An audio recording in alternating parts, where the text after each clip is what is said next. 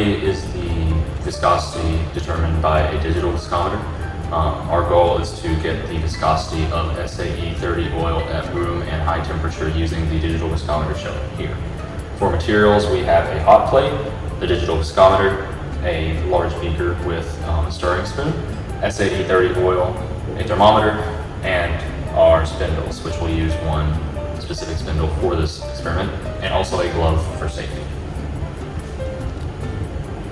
So now we'll fill our beaker with our SAE 30 oil. You want to put enough oil so that once this spindle is dropped down, it'll be fully submerged in the oil.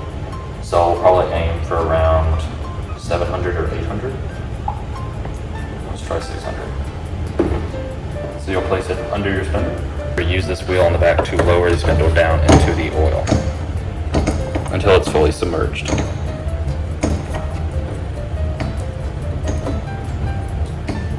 Without touching the bottom of the beaker. So it looks like we do need to add a little more.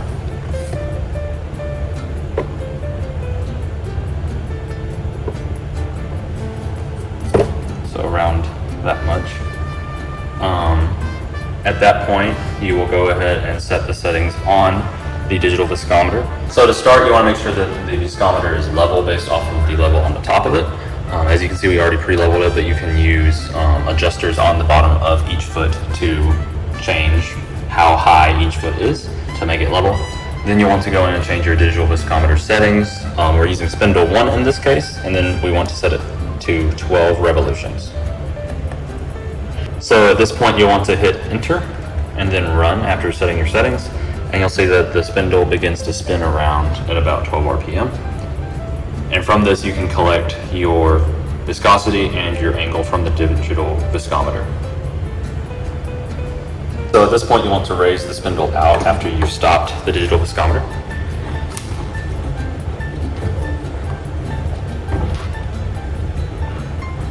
You want to take your oil, and you'll want to get the temperature of it in Celsius.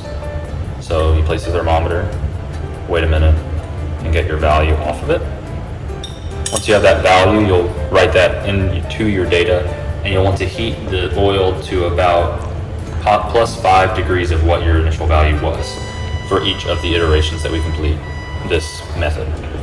So to heat up the oil, you want to place it on the hot plate, which is cold right now, so I'm not using gloves. And you'll turn the hot plate on to whatever setting you desire. We'll use medium in this case. And while it's heating, you'll want to stir it to ensure that the heat is evenly distributed. After a couple of minutes or so, you'll want to check the temperature and monitor it to make sure, in this case, we want it to be around 28 degrees Celsius. And it might take a minute for the hot plate to turn on and start heating it. But once it hits 28 degrees Celsius, you can take it off the hot plate and measure the next value. Once your beaker is at the desired temperature, which ours is 28, like I said, you'll take it off of the hot plate, turning it off for the time being, and then place it back under. Once again, you'll lower it down and collect the data in the same manner. Make sure that the spindle is covered once again. And then since your settings are already entered, you'll just hit enter and run. And then let it run for a little bit to get your data. Repeat this for many iterations to fill up the table within the lab report, increasing the temperature by 5 degrees Celsius each time.